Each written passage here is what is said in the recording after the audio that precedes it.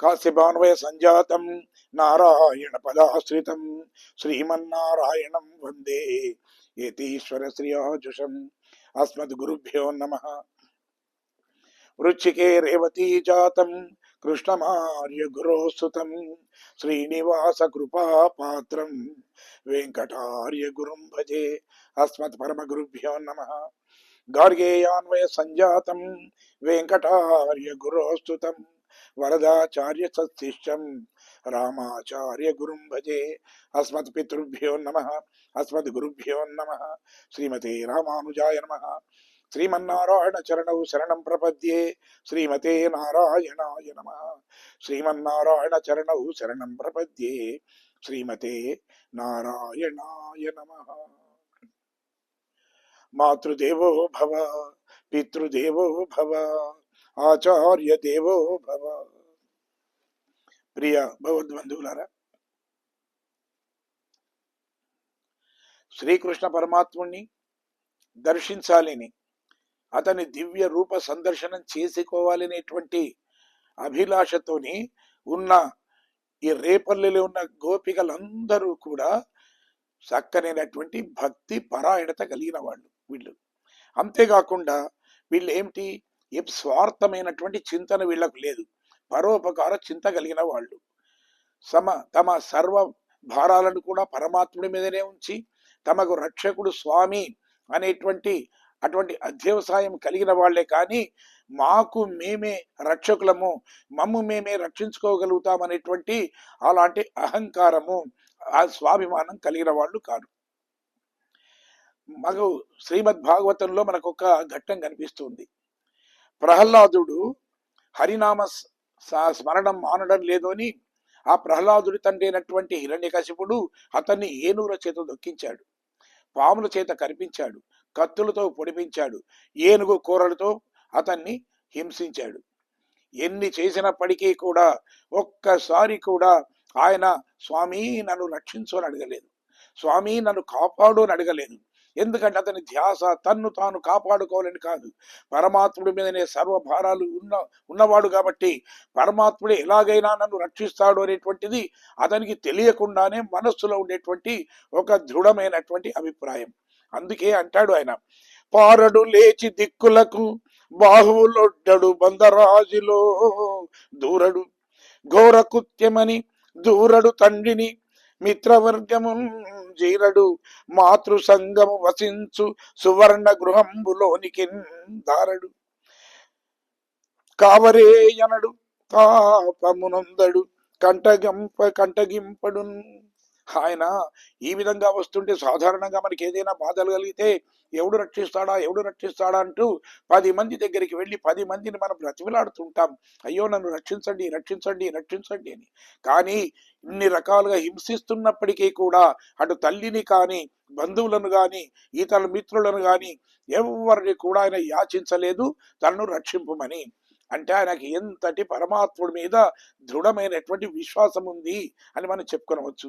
సరే, తనను హింసిస్తున్నప్పుడు తాను ప్రార్థించలేదు, కానీ ఎప్పుడైతే అతని యొక్క గురువులు ఇతన్ని భయపెట్టడానికి కృత్య అనేటువంటి ఒక రాక్షసిని ఇతని మీదకి పంపినప్పుడు ఈయన పరమ భక్తుడు కాబట్టి ప్రహ్లాదుని ఏమీ చేయలేక ఆ కృత్య ఆ గురుపుత్రులనే సంహరించడానికి పోయిందట. అప్పుడు వాళ్ళు భయపడి పారిపోతుంటే వాళ్ళ యొక్క దీనావస్థను చూసినటువంటి ప్రహ్లాదుడు ఆయన అంటాడు, జీవంతే అసురయాజక అంటాడు, అయ్యో వాళ్ళను స్వామి వాళ్ళను కాపాడు అంటాడు. అంటే తనను రక్షించమని ప్రార్థించలేదు, కానీ ఇతరులకు దుఃఖం కలిగినప్పుడు మాత్రం, ఇతరులకు బాధ కలిగినప్పుడు, ఇతరులు ఆపదలో ఉంటే మాత్రం తాను పరమాత్మని ప్రార్థిస్తూ వాళ్లకు రక్షణ కల్పించు అని అడిగాడు. తనకు రక్షణ కల్పించమని ఎక్కడా కూడా అడగలేదు. రామాయణ ఇతిహాసంలో కూడా మనకి ఇలాంటి అద్భుతమైనటువంటి ఘట్టాలు చాలా ఉంటాయి. ముఖ్యంగా రావణుడు దుర్భాషలాడితే అప్పుడు సీతమ్మ అంటుంది, ఏమిటి, నత్వా కుర్మి భస్మార్హ తేజస అంటది, నిన్ను భస్మం చేయగలిగినటువంటి సామర్థ్యం నాకుంది, అంతేకాకుండా భస్మము కావలసినటువంటి అలాంటి అర్హత కూడా నీకుంది. అంటే అంత అలాంటి దుష్టమైనటువంటి పనులు చేశావు నువ్వు, అయినా నేను స్వతంత్రురాల్ని కాదు, రామచంద్రుడి ఆధీనంలో ఉన్నదాన్ని కాబట్టి ఆ పరమ పూజ్యుడైనటువంటి నా స్వామి అయినటువంటి ఆయన పరమ ఉదారుడైనటువంటి ఆ రామచంద్రుడి ఆజ్ఞ లేదు కాబట్టి నేను నిన్ను వదిలిపెడుతున్నాను అంది. అంటే ఇక్కడ కూడా సీతమ్మ ఏమిటి, తనకు శక్తి కలిగి ఉండి కూడా ఆమె పరమాత్మునికి పరతంత్రురాలు. అలాగే ఈ గోపిక కూడా అలాంటిదే. అంటే సీతాదేవి మరి తనను గురించి ప్రార్థించలేదు గాని ఆంజనేయుడి తోకకు నిప్పంటించారని తెలియగానే అప్పుడు ఆమె ఏమంటుంది, ఆమె పోయిన తర్వాత అది సీతోభవ హనుమత అంటుంది.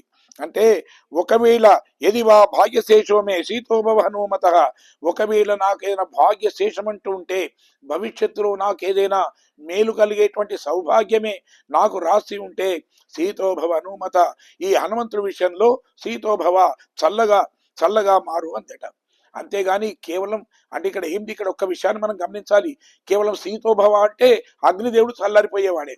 కానీ ఏమంటుంది, సీతోభవ హనుమత, హనుమంతుడి పట్ల మాత్రమే నీవు చల్లగా ఉండు అని శాసించింది. అంటే సహజంగా ఈ విధంగా ప్రతి దాన్ని కూడా కాల్చగలిగినటువంటి సామర్థ్యం కలిగిన అగ్నిదేవుడు ఈమె మాట మీద చల్లబడ్డాడు అని అంటే, ఒకవేళ రావణాసురుడిని చూసి భస్మీభవ అంటే అసలు ఆ రావణాసురుడిని భస్మం చేయకుండా ఉంటాడా? కానీ తన విషయంలో అలా చెయ్యకుండా ఇతరులు పర దుఃఖిత్వము అంటారు.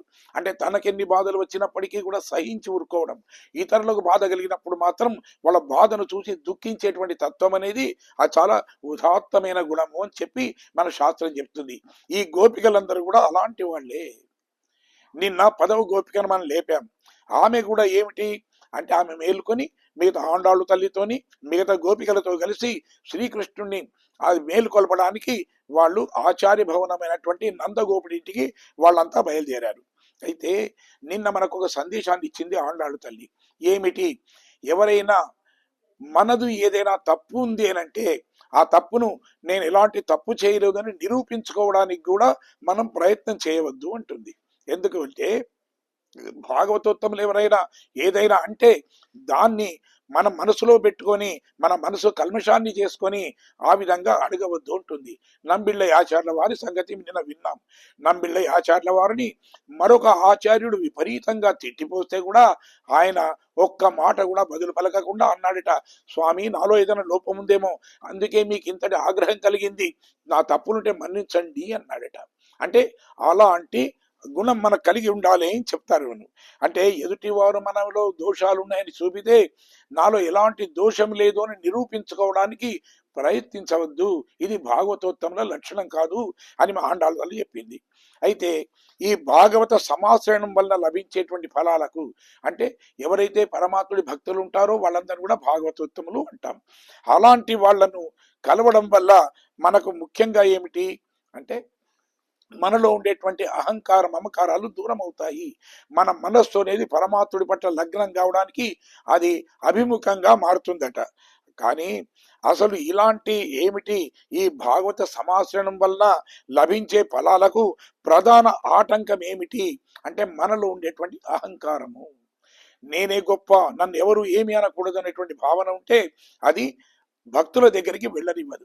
ఎందుకనంటే మనం ఏమనుకుంటాం, మనకు పరమాత్మ మీద భక్తి ఉండవచ్చుగాక, కానీ సాధారణంగా మనం ఆలోచించే విధానం ఎలా ఉంటుందంటే భాగవతులు ఎవరైతే ఉంటారో పరమాత్ముడి భక్తులు ఎవరైతే ఉంటారో వాళ్ళను చూస్తే ఒక్కొక్కసారి అసూయ కలుగుతుంది మనకు, లేదా వాళ్ళలో ఉండేటువంటి ఏమైనా లోటు పాటలు ఉంటే వాటిని ఎత్తి చూపాలి అని అనిపిస్తుంది. కానీ అలాంటి వాటి పట్ల స్పందించకూడదు. నిజమైనటువంటి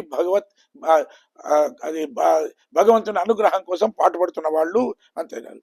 అంటే ఎప్పుడైనా చూడండి, మనకు రామాయణంలో మరొక సంఘటన కూడా మనకు కనిపిస్తుంది. ఎప్పుడైతే రాముడు సీత లక్ష్మణుడు అరణ్యవాసానికి వెళ్ళిన తర్వాత భరతుడు తాను రామచంద్రుడిని ప్రార్థించి తిరిగి అయోధ్య నగరానికి తీసుకొని రావడానికేని ఉండేటువంటి ఉండేటువంటి సకల సైన్యంతోని, సచివులు అంటే మంత్రులతోని, పురోహితులతోని, తన తల్లులతోని కలిసి వెళ్ళాడట. ఎందుకు ఆ విధంగా వెళ్ళాడు అంటే రాజోచితమైనటువంటి మర్యాదలతోని మళ్ళీ తీసుకొని రావాలి అనే భావంతో వెళ్ళాడు. అయితే ఆ విధంగా అంత దూరం నుంచి వస్తున్నటువంటి ఆ భరతుని యొక్క జాడను పసిగట్టినటువంటి లక్ష్మణుడు అక్కడ ఉండి ఒక వృక్షం మీద ఎక్కి చూసి అన్నాడు, రామచంద్ర అన్నయ్య నువ్వు ధనుర్బాణాలను ధరించు, ఎందుకంటే భరతుడు మన మీదకి దండెత్తి వస్తున్నాడు, ఇక్కడ కూడా మనం క్షేమంగా ఉండేయడేమో, అందుకని అంటాడు భరతస్య వదో దోషం నాహం పశ్యామి రాఘవ అంటాడు, ఈ భరతుడిని నేను సంహరించేస్తాను అన్నాడు. అంటే అప్పుడు రాముడు అన్నాడు, ఏమిటి ఏం కథ, అది ఎప్పుడు కూడా ఆ విధంగా నువ్వు భావించకయ్యా, భరతుడు ఎలాంటి వాడో నాకు బాగా తెలుసు. అంటే ఏమిటి, ఇప్పుడు భరతుడు రాజ్యాన్ని పరిపాలిస్తున్నాడు కాబట్టి భరతుడు మరణిస్తే నీవు రాజు కావచ్చు అని ఆలోచిస్తున్నావా ఏమి, కావాలంటే భరతుడికి చెప్పి నీకు రాజ్యాన్ని ఇప్పిస్తానయ్యా, నువ్వు రాజ్యాన్ని వెళ్దు గాని, ఎందుకంటే రాజ్యమస్మై ప్రదీయతాం అంటాడు, భరతుడితో నీ చెప్తే రాజ్యాన్ని ఇస్తాడయ్యా అన్నాడు. అంటే అప్పుడు ఆయన సిగ్గుతోని లక్ష్మణుడు తల వంచుకున్నాడట. అంటే ముఖ్యంగా చూడండి, ఇక్కడ మరొక విచిత్రం ఏమిటంటే, ఆయన ఎందుకన్నాడు రాముడు అనేది పక్కన ఉంచితే, రాముడి మాట ఎప్పుడు కూడా దానికి తిరుగుండదు. అందుకనే 14 సంవత్సరాలు పాదుకలు పట్టాభిషేకం చేశాయి. అంటే పాదుకలు పట్టాభిషేకం చేయడానికి లక్ష్మణుడిని నీవు రాజుగా చేస్తాను అనడానికి ఏమి సంబంధం అంటే, లక్ష్మణుడు ఎవరు, సాక్షాత్తు ఆదిశేషుడు. ఆదిశేషుడు ఎవడు అంటే పరమాత్ముడికి పాదుకలు తానే, కూర్చునే ఆసనము తానే, పడుకునే శయ్య తానే, సర్వం కూడా ఆయననే. అంటే ఆదిశేషుడు ఆ సింహాసనం మీద కూర్చున్నాడు అంటే లక్ష్మణుడు కూర్చున్నట్టే, ఆదిశేషుడికి బదులుగా పాదుకలు కూడా సింహాసనం మీద కూర్చున్నాయంటే లక్ష్మణుడు రాజ్యాన్ని చేసినట్టే. కాబట్టి ఇది అంటే ఇక్కడ ముఖ్యంగా మనం ఏమిటి ఒక విషయాన్ని మనం వినాలి ఇక్కడ. ఎందుకు అంటే భాగవతోత్తములను వదిలిపెట్టి కేవలం నేను మాత్రమే పరమాత్ముడి యొక్క ఆ దివ్య రూప సందర్శనం చేసుకోవాలి, ఆ భగవత్ సమాచరణం అంతా కూడా ఆ భగవంతుడి ఇవన్నీ కూడా నేనే అనుభవించాలి అనేటువంటి స్వార్థం అనేది అది భక్తులకు ఉండకూడదు. అందుకే చెప్తున్నారు మనకు, నహ్యమ్యయాని తీర్థాని నదేవా మృత్యులామయా తే పునంతురు కాలేన దర్శన దేవసాధవ అంటారు.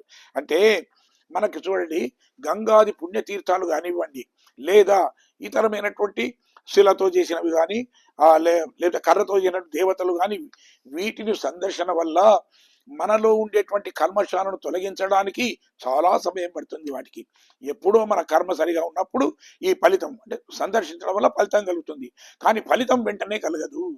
కానీ భాగవతులు ఎవరైతే ఉంటారో, పరమాత్ముడి భక్తులు ఎవరైతే ఉంటారో వాళ్లను సందర్శిస్తే చాలు, అప్పుడే మనలో ఉండేటువంటివి కూడా దూరం అయిపోతాయి.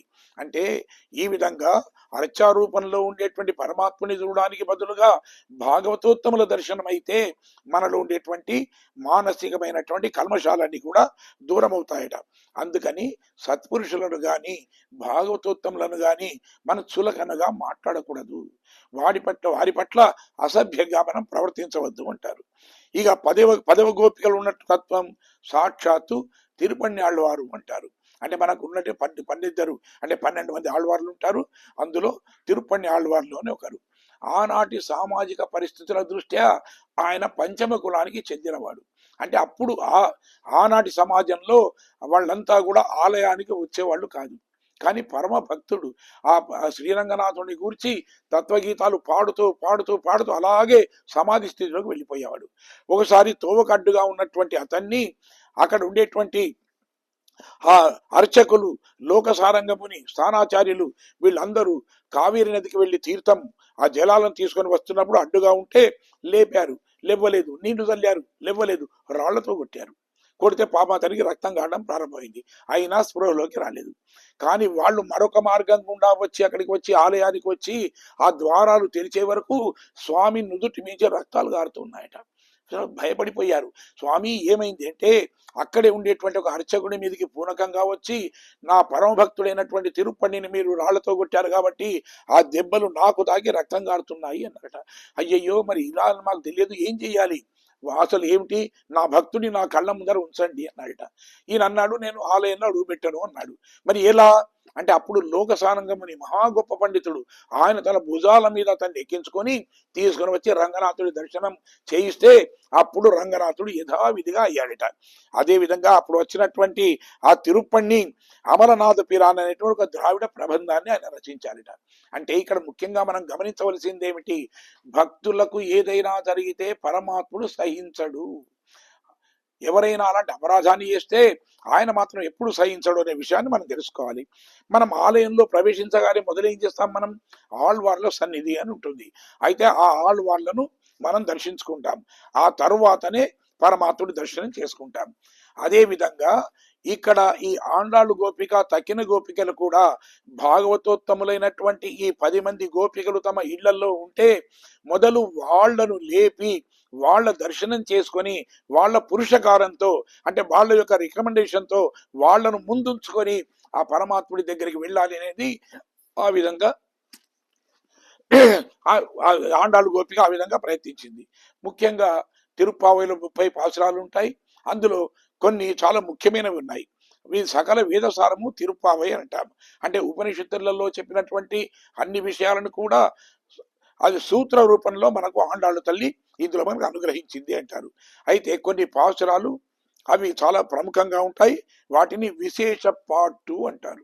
అంటే విశేషమైనటువంటి అవి శ్లోకాలు అని లేదా పాటలు అని అర్థం. అది ఒకటి మొదటి పాసురంలో ఏముంటుంది అంటే సర్వం పరమాత్ముడే, నారాయణే నమక్కే పరయితరువా అని అంటూ నారాయణుడే మొత్తం జగత్వ్యాప్తి చెందినటువంటి ఆ నారాయణుడే, ఆయననే పరమాత్ముడు అనే విషయాన్ని మనకు చెప్తుంది.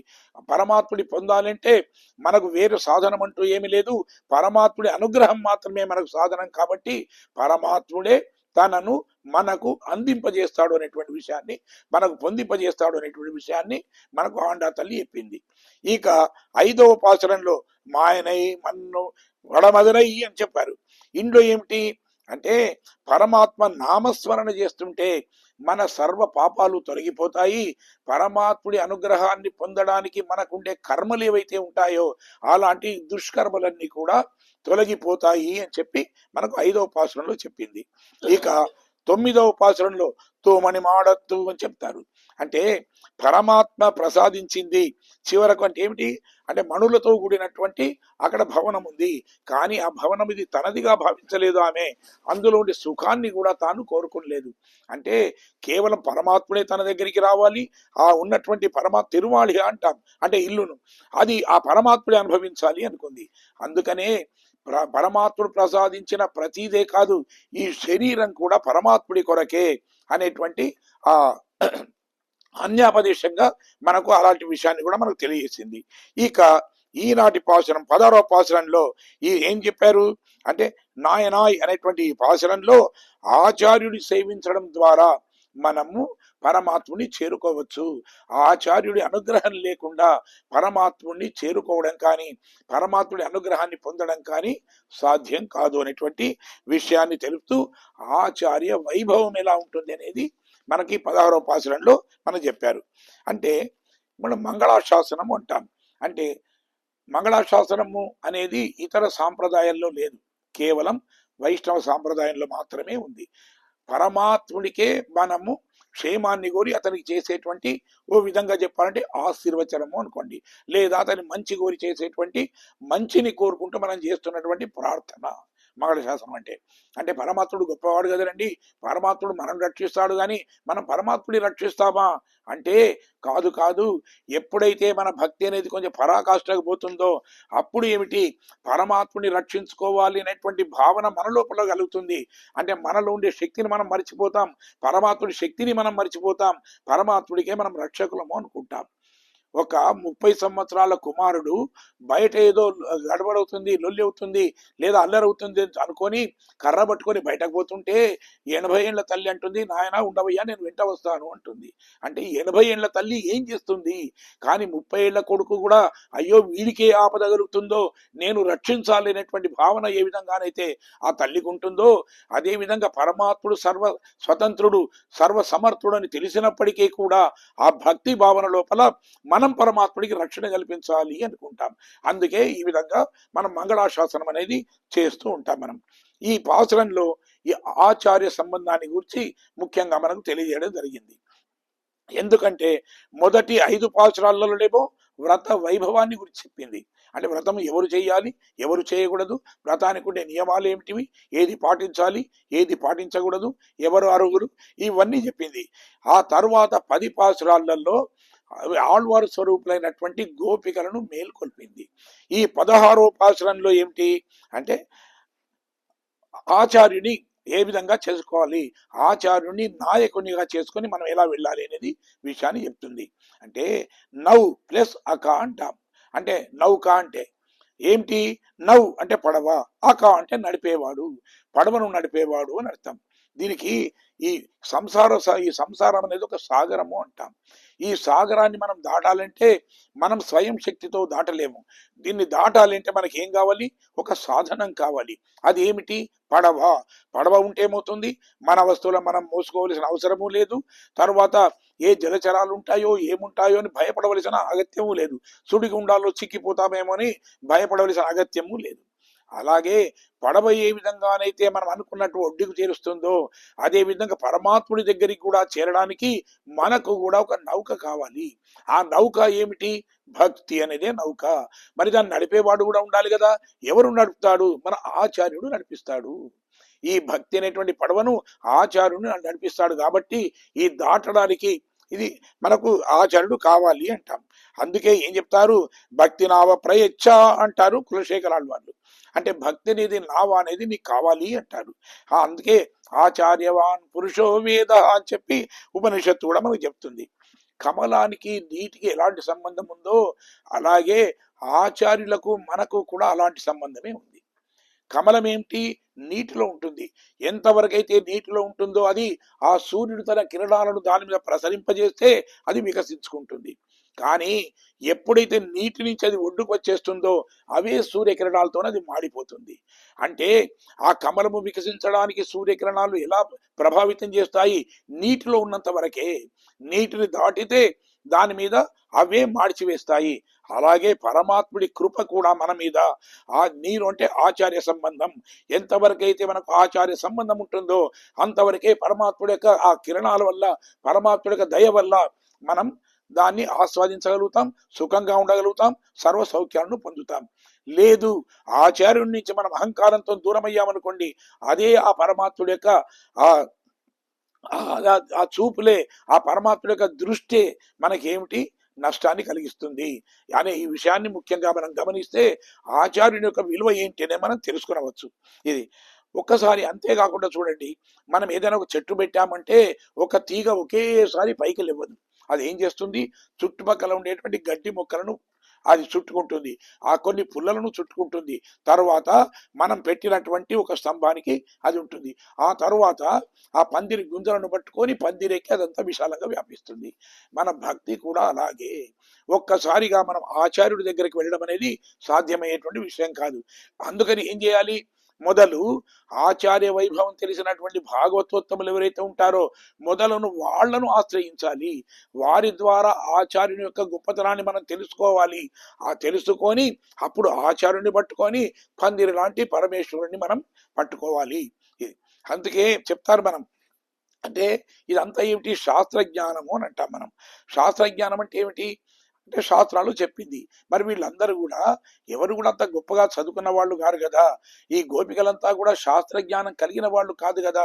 మరి ఈ శాస్త్రంలో చెప్పిన విషయం వీళ్ళకి ఎలా తెలిసింది అంటే భగవంతుని అనుగ్రహం ఉంటే ఏ శాస్త్రంతో కూడా పని లేదు.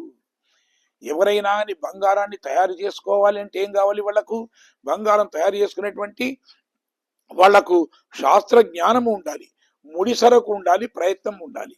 అలాంటప్పుడే బంగారం తయారవుతుంది. కానీ పరుస మీద ఒకటి ఉంటుంది, అది మన దగ్గర ఉందనుకోండి, ఏం చేస్తాం? ఏ లోహానికి తాకిచ్చినా అది బంగారం అవుతుంది. కాబట్టి నీకు శాస్త్ర జ్ఞానము అవసరం లేదు, నీ ప్రయత్నము అవసరం లేదు. అలాగే ఈ గోపికలందరూ కూడా ఆ పరమాత్ముడికి అనుగ్రహాన్ని పొందిన వాళ్ళు కాబట్టి శాస్త్ర జ్ఞానం అనేది అది అనుకోకుండా వీళ్ళకి అలాగే వచ్చేసింది. అందే అంటే వీళ్ళందరికీ కూడా, గోపికలందరికీ కూడా ఏమిటి? శ్రీకృష్ణుడి మీద వీళ్ళందరికీ నిరతిశయమైనటువంటి ప్రీతి, వాళ్ళ ఉండేటువంటి అనురాగం అనేది ఇంత అని చెప్పడానికి వీల్లేదు. అంతులేనటువంటి అనురాగం కలిగిన వాళ్ళు వీళ్ళందరూ కూడా. కాబట్టి వీళ్ళు శాస్త్రాలను అధ్యయనం చేయకున్నప్పటికీ శాస్త్ర జ్ఞానం అనేది వీళ్ళకు పరమాత్ముడి అనుగ్రహం వల్ల వీళ్ళకు వచ్చేసింది. ఆచార్యుడి పురుషకారం వల్ల, పురుషకారం అంటే చెప్పుకున్నాం, రికమెండేషన్, సిఫారస్ అంటాం. కాబట్టి ఆ విధంగా ఆచారుని పురుషకారం ఉండడం వల్ల మాత్రమే మనం చేసినటువంటి పాపాలు, దోషాలు ఇవన్నీ కూడా పరమాత్ముడు వాటిని చూడడట.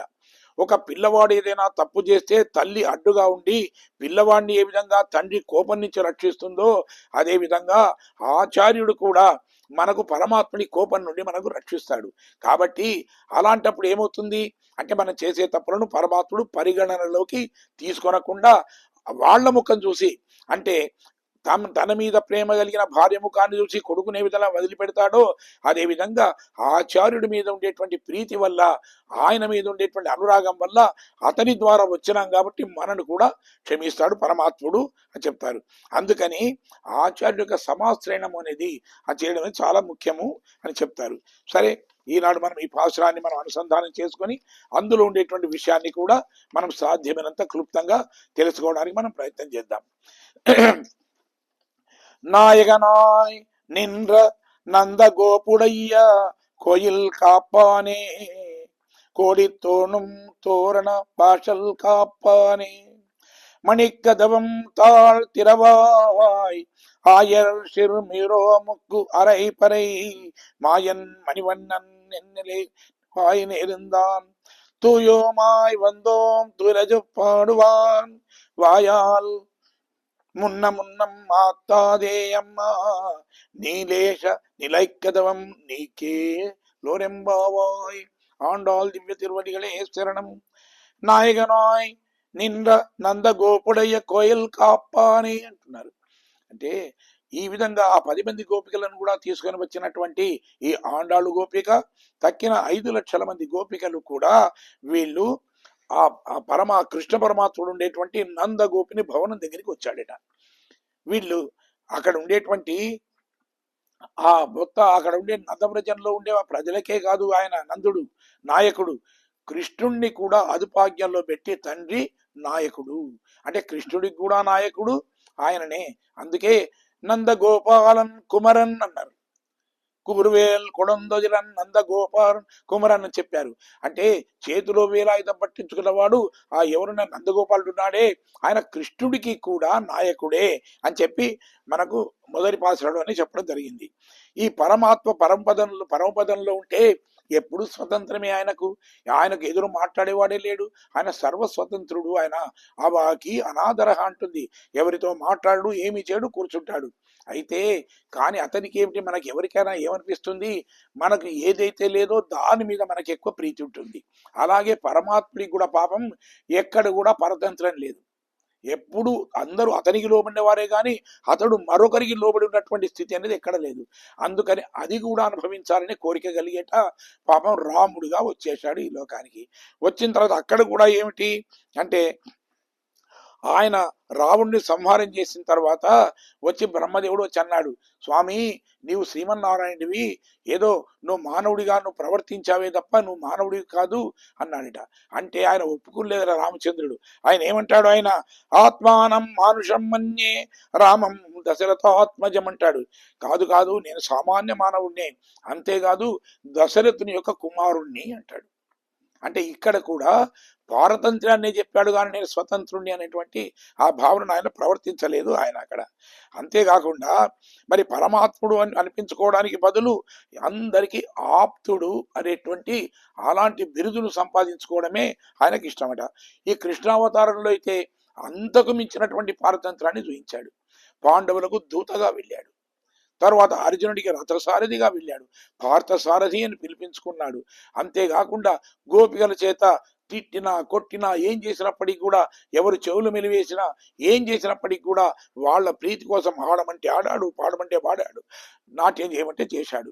అంటే ఇదంతా కూడా ఎందుకు, కేవలం తన భక్తులైనటువంటి వాళ్ళందరినీ ఆనందపరచడానికి. దానికి తోడు తాను పారతంత్రాన్ని ఉండేటువంటి అలాంటి సుఖాన్ని అనుభవిస్తూ ఉన్నాడట. అందుకే ఇక్కడ కృష్ణుని ఇల్లు అనడం లేదు. వీళ్ళు ఏమంటున్నారు ఇక్కడ అంటే నందగోపురుడయ్య కోయిల్ కాప అని అంటున్నారు. నందగోపుని ఇంటిని కాపలాగేసే ఓ స్వామి అని పిలుస్తున్నారు. కృష్ణుడు ఉంటాడు అక్కడ, కానీ కృష్ణుడి కన్నా ముందు నందగోపుని ఇల్లు అని అంటున్నారు. అంటే భగవంతునికి ఏమిటయ్యా అంటే భక్తునితో సంబంధము చాలా ఇష్టమట. అలాగే భక్తుడికి కూడా ఏమిటి, భగవంతుని సంబంధమే ఇష్టం. అందుకే రామాయణంలో మనకు కనిపిస్తుంది, సీతమ్మ వారు అంటారు, ఆయన ఏమంటారు, లక్ష్మణుడిని రామానుజ అని పిలుస్తుంది. అంటే రాముడికి నువ్వు తమ్ముడివి అంటుంది. అంటే పరమాత్ముడి సంబంధంతో ఈ లక్ష్మణుడిని పిలుస్తుంది. మరి రామచంద్రుని గురించి ఆమె సంబోధించినప్పుడు ఏం చేస్తుంది, లక్ష్మణ పూర్వజంచ అంటుంది, లక్ష్మణుడికి అన్న అంటుంది. ఈయన భాగవతోత్తముడు కాబట్టి అతనికి అన్నగా అతన్ని ఆ రామచంద్రుని గుర్తిస్తుంది ఆమె. కాబట్టి ఇటు పరమాత్ముడికైనా భక్తుడికైనా పరమాత్ముడికి భక్తుడి, భక్తుడికి పరమాత్ముడి యొక్క సంబంధం కలిసి ఉండడమే అది గొప్పగా భావిస్తూ ఉంటారు. దశరథుడు శ్రీరామచంద్రుడు యువరాజుగా ఉంటే తాను రాజుగా రాజ్యాన్ని పరిపాలించాలి, ఆ రాముడిని తన అదుపాజ్ఞంలో ఉంచుకోవాలి అనుకున్నాడు. కానీ అది నెరవేరలేదు. ఆయన పాపం రాముడు పట్టాభిషేకం కాకటే మొదలే ఆయన ఈ లోకాన్ని వదిలిపెట్టవలసి వచ్చింది. కాబట్టి ఆయన కోరిక తీరలేదు. అంతేకాకుండా కృష్ణుణ్ణి కన్న తండ్రి ఎవరు, వసుదేవుడు, అతనికి ఆ కోరిక తీరలేదు. కానీ ఆ కృష్ణుని తన అదుపులో ఉంచుకునేటువంటి కోరిక ఎవరికి తీరింది, నందగోపుడికి తీరింది. అంటే నందగోపుడు ఎంత అదృష్టవంతుడు, అటు దశరథుడి కన్నా ఇటు వసుదేవుడి కన్నా కూడా అంతటి గొప్ప అదృష్టం కలిగిన వాడు ఈయన. రామావతారంలో కూడా అతను ఏం చేసేవాడు, పెద్దలైనటువంటి ఋషులు మునులు ఎవరైనా కానీ ఆ ధర్మశాస్త్రాన్ని తెలిసిన వారు కాబట్టి వాళ్ళు ఏదైనా చెప్పితే వాళ్ళ మాటలు విని నడుచుకునేవాడు. కానీ కృష్ణావతారంలో ఏమిటి, అలా కూడా కాదట, పూర్తిగా పారతంత్రతనే. అంటే వీళ్ళు శాస్త్రం చదివిన వాళ్ళ, వీళ్ళు పెద్దల, వీళ్ళు జ్ఞానం కలిగిన వాళ్ళ అని కాదు, ఎవరు ఎలా చెప్పితే ఏది అంటే దాన్ని కూడా చేసి అంతటి పారతంత్రాన్ని తాను చూయించాడు. అక్కడ రావణవధ తర్వాత ఈ లంక నుండి అయోధ్య నగరానికి ఆ పుష్ప విమానంలో వస్తున్నారట. వచ్చేటప్పుడు ఆ పై నుండి అయోధ్య నగరాన్ని చూపిస్తూ అంటాడు సీతమ్మతోని, అవి చూసావా సీత, అది ఎవరు తెలుసా, రాజధాని పితుర్మమ అంటాడు, నా తండ్రి యొక్క రాజధాని అంటాడు. దశరథుడు ఎప్పుడూ గతించాడు కదా, అయినా తన తండ్రి మీద ఉండేటువంటి ఆ ప్రేమ చేత, తండ్రి మీద ఉండేటువంటి గౌరవం చేత ఇప్పటికీ అది ఆ దశరథుడి రాజధాని అనే చెప్తారు. అంటే దశరథుడి కుమారుడుగా, దశరథుడి రాజధానిని పరిపాలిస్తున్నవాడుగా ఈ విధంగా ఎప్పుడు దశరథుని గొప్పతనాన్ని గురించి చెప్తూ వస్తాడు. ఈ నందగోపుడు ఆచార్యుడు, ఆచార్యుడికి పరతంత్రుడై ఉంటాడు పరమాత్మ. శాస్త్రం ఏం చెప్తుంది, ఆచార్యుడికే పరతంత్రుడై ఉంటాడు. మంత్రం అనేది ఏమిటి అంటే మంత్రాధీనంతు దైవతం అంటారు. అంటే తద్మంత్రం ఆచార్యాధీనం. ఆ మంత్రం ఎవరి ఆధీనంలో ఉంటుంది, ఆచార్యుడి ఆధీనంలో ఉంటుంది.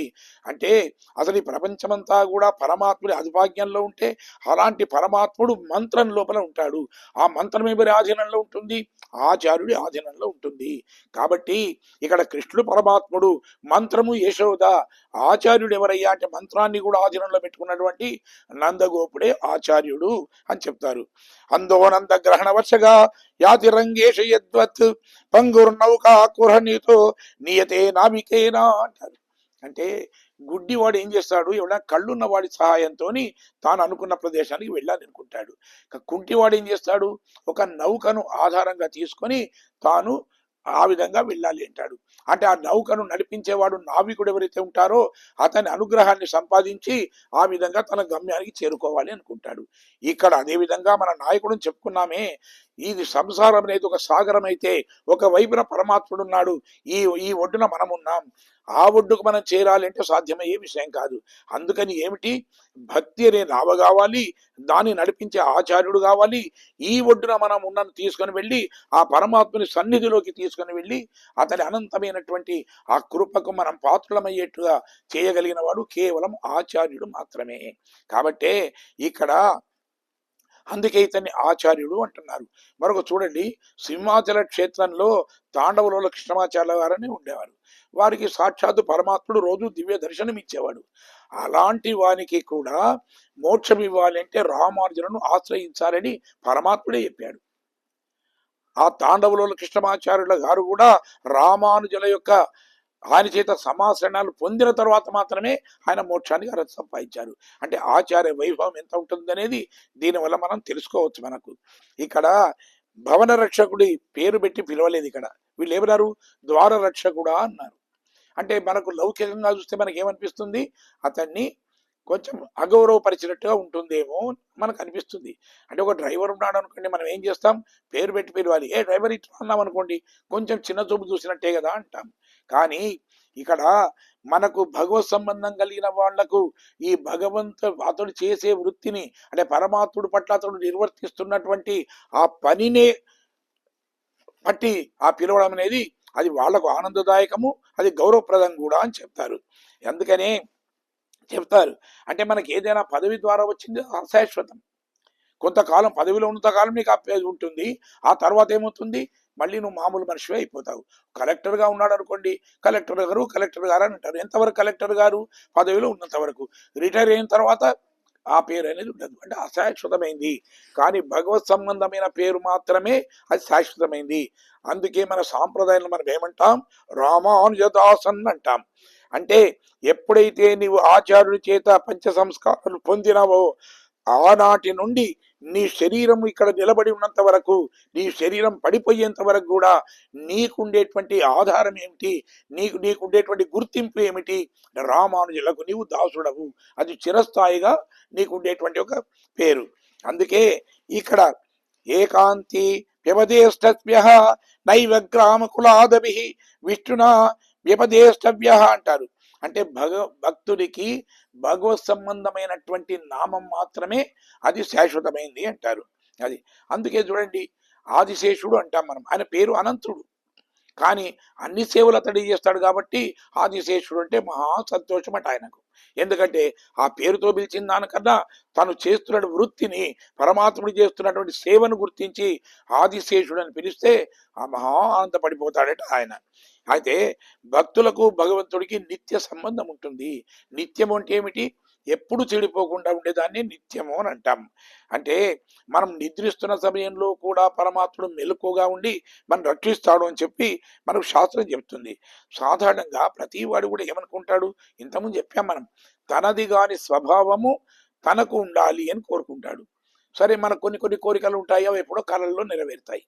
ఎప్పుడో రాజు కావాలి అనుకున్నాం అనుకోండి, ఏదో ధనవంతులుగా కావాలి అనుకున్నాం, నిజ జీవితంలో సాధ్యం కాకుండా అప్పుడప్పుడు ఏమవుతుందంటే కళలో పడి నీ కోరిక అనేది తీరుతుంది. కానీ ఇక్కడ ఏమిటి అంటే, ఇక్కడ ఈ పరమాత్ముడి మీద కలిగినటువంటి వ్యామోహం ఏదైతే ఉంటుందో, అంటే అలాంటిది అది ఎలా ఉంటుంది అంటే, ఆ వ్యామోహం అనేది నీ కళలో తీరవచ్చు, నీ ఇహలోకంలో తీరవచ్చు. కానీ అలాగే కృష్ణుడి కోరిక కూడా తీరాలి అంటే కృష్ణుడికి కావలసింది ఇతరులకు లోబడి ఉండడం అనేది కోరిక. కాబట్టి ఆ కోరిక, దాని మీద వ్యామోహం. అందుకనే భక్తుల దగ్గరికి వచ్చి తాను వాళ్లకు ఆ విధంగా ఆధీనుడైపోతాడు ఆ స్వామి. అందుకే ఇక్కడ ఓ భవన రక్షక అంటూ అతని కర్తవ్యాన్ని గురించి చెప్తున్నారు. అంటే వాళ్ళు అసలు ఏమిటైనా కర్తవ్యం ఏమిటి? ప్రతికూలురు ఎవరైతే ఉంటారో, అంటే లోపల ఉండేటువంటి కృష్ణుడికి కానీ ఆ ఇంటిలో ఉండే ఇతర జనాలకు కానీ ఎవరైనా నష్టం కలిగించే వాళ్ళు ఉంటే వాళ్ళను అడ్డగించడం, లోపలికి వెళ్లకుండా. లేదు, అనుకూలంగా ఉన్న వాళ్ళు ఎవరైనా ఉన్నారనుకోండి, వాళ్ళని లోపలికి పంపించడం. ఆయన అక్కడ చేసేటువంటి విద్యుక్త ధర్మం అదే. కాబట్టి అందుకే అంటున్నారు వీళ్ళు, మీరి మమ్మలను అందుకే నువ్వు లోపలికి పంపించవయ్యా అని చెప్పి అతన్ని ప్రార్థిస్తున్నారట. అయితే అన్నాడు, కోడి తోరణ భాషలు కాపానే అన్నారు. అంటే జెండాతోని ఒప్పుతున్నటువంటి ఆ ఇంటిని కాపాడుతున్నవాడా అని చెప్పి అన్నారు. సరే, ఈ మాటలు విన్న తర్వాత ఆయన అనుకున్నాడు, సరేలేని చెప్పి వెళ్ళమని కళ్ళతోనే సైగ చేశాడు. ఇప్పుడు వీళ్ళు ఎక్కడ అంటే చుట్టూ ప్రాకారం దగ్గర ఉండే దగ్గరనే ఇప్పుడు ఈయన ప్రార్థించారు. లోపల భవనం ఉంది, భవనానికి ద్వారం ఉంది, ద్వారంకు అక్కడ ఒక రక్షకుడు ఉన్నాడు.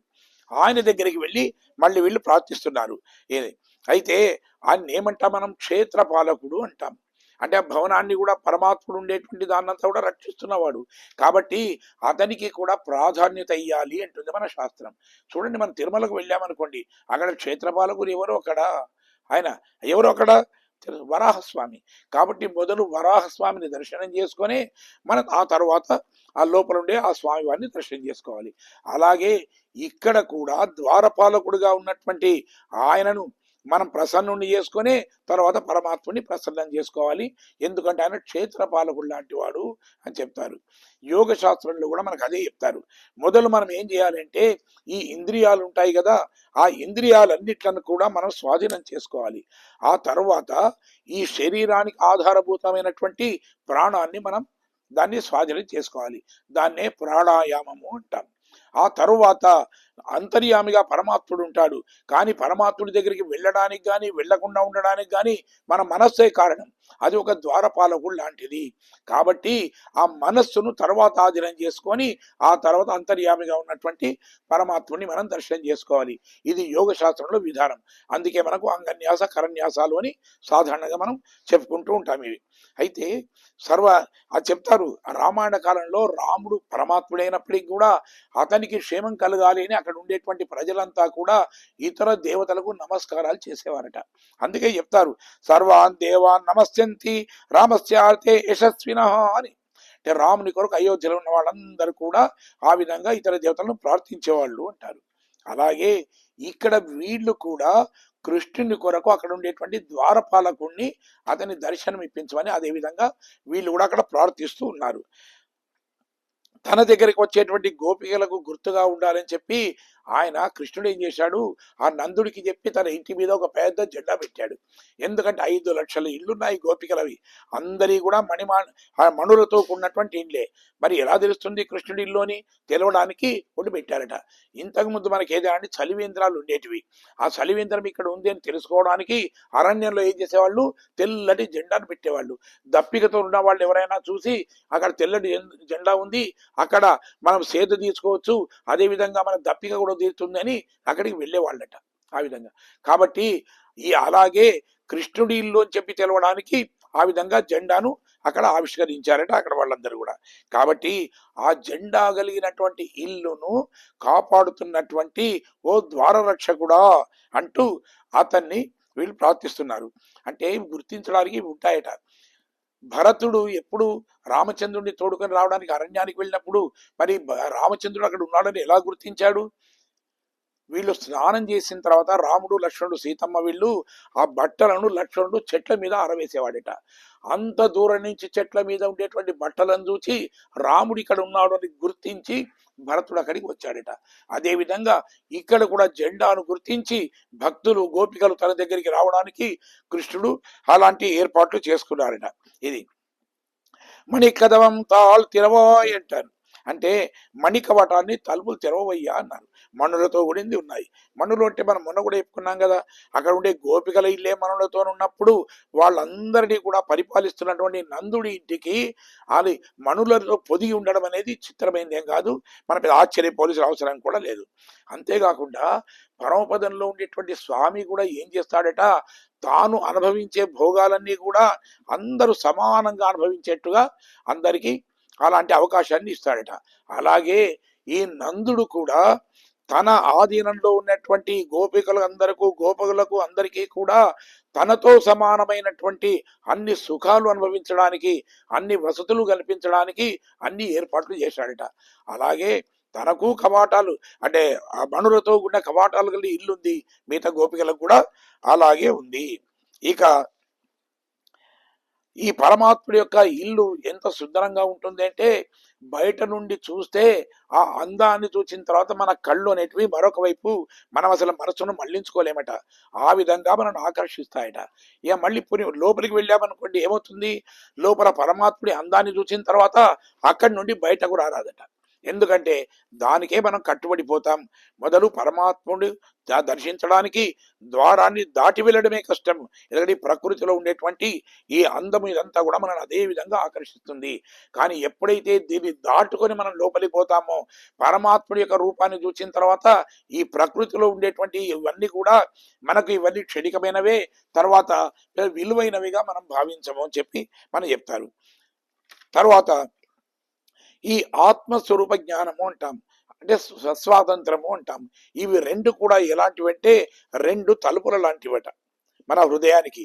అంటే పరమాత్ముని సేవించుకోవాలి, పరమాత్ముడి యొక్క రూపాన్ని మన హృదయంలో నిలుపుకోవాలంటే ఇవి 2 కవాటము, ఇవి తలుపులుగా ఉంటాయట. వీడిని ఎవరు తెరవగలుగుతారు? కేవలం మన ఆచార్యుడు భాగవతోత్తములు మాత్రమే వాటిని తెరవగలుగుతారు. మనకై మనం తెలుసుకోవాలంటే అది సాధ్యం కాదు. అందుకని వీళ్ళు అన్నారు, ఓ భవన రక్షక నీవే ఆ తలుపులను తెరవయ్యా అన్నారట. లేదు మీరు తెరుపుకోండి అని అంటే ఆయన అన్నాడు, కాదు కాదు, ఈ రాక్షసుల భయం వల్ల ద్వారాలను మేము మూసి ఉంచాం, కాబట్టి వీటిని తెరవడానికి కుదరదు అన్నాడట. అయ్యయ్యో ఇదేం భయం అండి, అసలు అన్ని భయాలు తొలగించే పరమాత్ముడే లోపల ఉన్నాడు కదా, ఎవడికి ఎలాంటి భయం కలిగినా ఆశ్రయించేది ఆ పరమాత్ముడే కదా, అలాంటి పరమాత్ముడికి భయం ఏమిటి, ఆయనను రక్షించడం ఏమిటి అన్నారట. అంటే భయం భయానామపి హారిణి స్థితే మనస్యనంతే మమ కుత్ర తిష్టతి అన్నాడు. మనస్సులోనే అనంతుడైనటువంటి ఆ స్వామి హృదయంలో నిలిచి ఉంటే ఇంకా భయం ఎందుకు, భయం ఏముంది అన్నాడ. అంతేకాకుండా వీళ్ళు అంటారు హయర్ షేరు మీరో ముక్కు, మేము గొల్లపడుచులము అన్నాడట. అంటే వాళ్ళు అన్నారు నిజమే మేము స్త్రీలమయ్యా, మనం పంపించు అంటే స్త్రీలని కూడా నమ్మడానికి వీల్లేదు. ఆనాడు రామచంద్రుణ్ణి వంచించి తన వశం చేసుకోవాలని చెప్పి చూసింది కూడా శూర్పణఖ స్త్రీయే. అంతేకాకుండా మా కృష్ణయ్యకు చిన్నప్పుడే పాలనిచ్చి సంవరించాలని చూసింది కూడా పూతన కూడా స్త్రీయే కదా, కాబట్టి మేము నమ్మము అన్నారట. అయ్యయ్యో వాళ్ళంటే రాక్షసులయ్యా, కానీ మేము అలాంటి వాళ్ళం కాదు కదా, మేము గొల్లపడుచులము అన్నారట. చాలా చాలేవమ్మా, ఇక్కడ వచ్చినటువంటి పూతన కూడా అలాగే గొల్లపడుచు రూపంలోనే వచ్చింది, కాబట్టి మేము నమ్మము అన్నారట వాళ్ళు. అనగా తర్వాత అన్నట ఆమె అంటే వయస్సు వచ్చింది కదా, కాబట్టి సరే మాయలు మంత్రాలు ఏవైనా తెలిసి ఉంటే ఉండవచ్చు, కానీ మేము వయస్సులో చిన్నవాళ్ళమయ్యా పిల్లలము అన్నాట. మీ వయస్సును బట్టి కూడా మిమ్మల్ని అంగీకరించడానికి వీల్లేదు. ఆనాడు మా కృష్ణ పరమాత్మను సంవరించడానికి వచ్చినటువంటి రాక్షసుడు వత్స రూపంలో అంటే దూడ రూపంలోనే వచ్చాడు, చిన్న వయస్సున్న దూడ రూపంలోనే వచ్చి సంవరించాలని చూశాడు కదా, సరే మా కృష్ణ పరమాత్ముడు అతన్ని కూడా సంవరించాడు, కానీ హాని చేయడానికైతే వచ్చాడు కదా, మరి మీరెందుకు వచ్చారో ఎలా చేస్తాం, కాబట్టి మీ వయస్సును దృష్టిలో పెట్టుకొని మీరు మంచి వాళ్ళని అనుకోవడానికి వీల్లేదు అందట. మేము ఇందరం వచ్చినాం కదనయ్యా, ఎవరొక్కళ్ళు వచ్చారంటే ఒకటి చాలేమమ్మా అందరూ అలాగే చెప్తారు.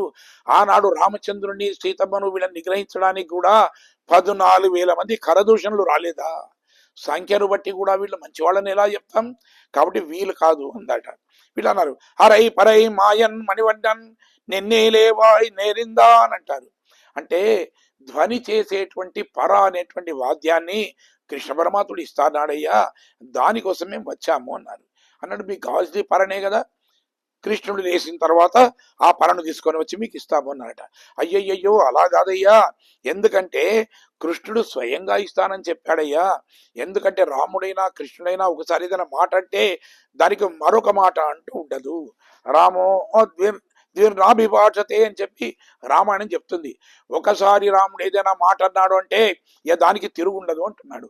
అలాగే కృష్ణుడు కూడా ద్రౌపదితో చెప్పేటప్పుడు అదే చెప్తాడు. మహాభారత యుద్ధం వస్తుంది అంటూ చెప్తాడు, ఆమెకు ధైర్యంగా చెప్తూ ద్యౌపతేత్ పృథివీ శీర్షేత్ హిమవాన్ శకిలీ భవేత్ తుష్యేత్ తోయనిధి కృష్ణే నమో నమో గంవచో భవేత్ అంటాడు.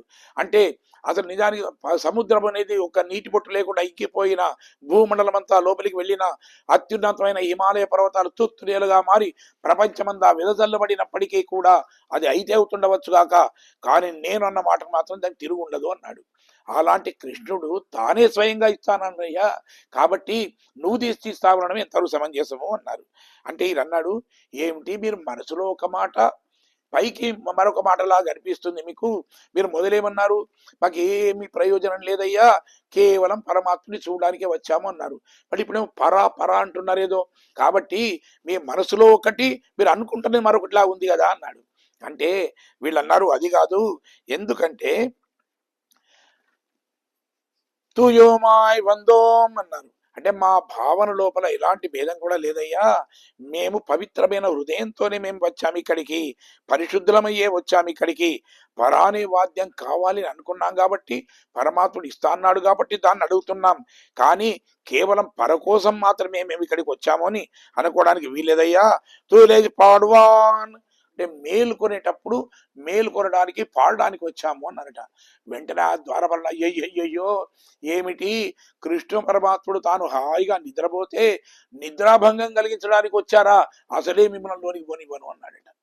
వీళ్ళన్నారు అయ్యయ్యో అది కాదయ్యా, ఆ పరమాత్ముడు ఏమిటి నిద్రాభంగం కలిగించడం కాదు, ఆ పరమాత్ముడు పడుకున్నప్పుడు శయనకాల సౌందర్యం ఎలా ఉంటుంది, ఆ స్వామి వారు మేల్కొంటున్నప్పుడు ఆ కన్నులు విప్పినప్పుడు కమలాల్లాంటి కన్నులు విప్పుతుంటే ఎంత మనోహరంగా ఉంటుంది, ఆ దృశ్యాన్ని చూసి ఆనందించడానికి మేము వచ్చామయ్యా.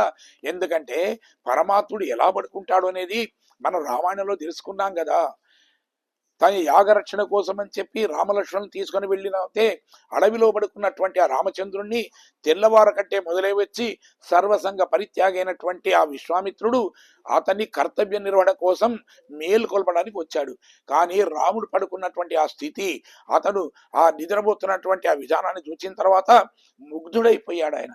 అయ్యో, ఆయన ఒక్కసారి నేను చేస్తూనే ఇంతగా అయిపోయానే, అలాంటిది ప్రతిరోజు ఇంతటి సౌందర్యాన్ని చూసే కౌసల్య ఎంత అదృష్టవంతురాలు అనుకున్నాట. అందుకనే ఆయన చెప్తాడు, కౌసల్య సుప్రజా రామ పూర్వా సంధ్య ప్రవర్తతే ఉత్తిష్ట నరశార్జూల కర్తవ్యం దైవమాన్యకం అంటాడు ఆయన. కాబట్టి మేము కూడా సుందర దృశ్యాన్ని చూడడానికి వచ్చాము అన్నాడట. వాయాల్ మున్నం మాతాదేయమ్మ అంటాడు. అంటే నోటితో నోటి మాటలతో మమ్మల్ని నిషేధించకయ్యా, ఆ పరమాత్మ యొక్క దర్శన భాగ్యాన్ని కలిగించాలి. అలాంటి స్వామివు నువ్వే, నువ్వు అనుకుంటేనే మాకు ఇది నెరవేరుతుంది అన్నారట. అంటే అంతేకాదు, ఆయన ఎలాంటి వాడు ఆ స్వామి. ఆనాడు అసలు శత్రుపక్షం నుంచి వచ్చినటువంటి విభీషణుణ్ణి శరణాగతి కోరడానికి అందరూ నిరాకరించిన స్వామి అంగీకరించాడు ఆయన. అందుకని అంతేకాకుండా ప్రియాతు సీతారామస్య దారాహ పితృకృత ఇతి అంటారు. అంటే సీతమ్మ వారి మీద అంత ప్రేమ ఎందుకట అంటే తన తండ్రి గారు ఒప్పుకొని కుదిరించినటువంటి పెళ్లి. తండ్రి గారి అంగీకారంతో ఈమెను చేసుకోమంటే చేసుకున్నాడు కాబట్టే సీతమ్మ మీద అంత ప్రేమ. అలాగే ఇక్కడ కూడా ఆచార్య స్వరూపుడైనటువంటి ఆ నందగోపుడి ద్వారా మేము పరమాత్ముడి దగ్గరికి వెళితే ఆనాడు రామచంద్రుడు తండ్రి ద్వారా వచ్చినటువంటి ఆ సీతమ్మను ఎలా ప్రేమతో చూశాడో ఇక్కడ కృష్ణ పరమాత్ముడు అలాగే మమ్మల్ని ప్రేమతో చూస్తాడు. అందుకని ఇలా చెయ్యవయ్యా అని అన్నారు. అందుకే మరి చెప్తారు, ఆచార్యుని అంగీకారం పొందినటువంటి ఆత్మలకే పరమాత్ముడు అంత ప్రాముఖ్యతనిస్తాడు అని చెప్తున్నారు, అమితంగా ఆదరిస్తాడు అని చెప్తున్నారు. నీవేట నిలక్క దైవం నీకు అంటారు. మరి మీరే తెరవండి అన్నాడు గోపికలతో ద్వారపాలకుడు. అయ్యయ్యో, అది ఎలా తెరవడానికి వీలవుతుందయ్యా? ఎందుకంటే రాక్షసుడి యొక్క భయం వల్ల మీరే కాదు, అచేతనమైనటువంటి ప్రతి వస్తువు కూడా ఆ స్వామిని రక్షిస్తూనే ఉంది. ఆ ద్వారాలకు ఎలాంటి ప్రాణం లేకున్నప్పటికీ కూడా కృష్ణ పరమాత్ముడి పట్ల నిబద్ధత కలిగి ఉన్నాయి అవి. కాబట్టి ఎవరంటే వారు తెరవడానికి వీల్లేదు. అది ఎలా తెరవాలో ఆ రహస్యం తెలిసినటువంటి మీరే తెరవండి అని చెప్పి ప్రార్థిస్తే అప్పుడు ఆ ద్వారపాలకుడు ఒప్పుకొని ఆ ద్వారాలను తెరిచారట. తెరుస్తుంటే ఇక లోపలికి వెళుతున్నారు ఆండాలు గోపిక వీళ్ళంతా కూడా. మరి లోపలికి వెళ్ళిన తర్వాత ఆచార్య వైభవాన్ని గురించి, మరి ఆచార్యుని ఎలా మేలుకొరుపుతారు, తర్వాత జరిగేటువంటి విషయాలు ఎలా ఉంటాయి అనేది మనం రేపటి పాశ్రంలో మనం తెలుసుకుందాం. జయ శ్రీమన్నారాయణ. మంగళం కౌశలేంద్రాయ మహనీయ గుణాత్మనే చక్రవర్తి తనూజాయ సార్వభౌమాయ మంగళం.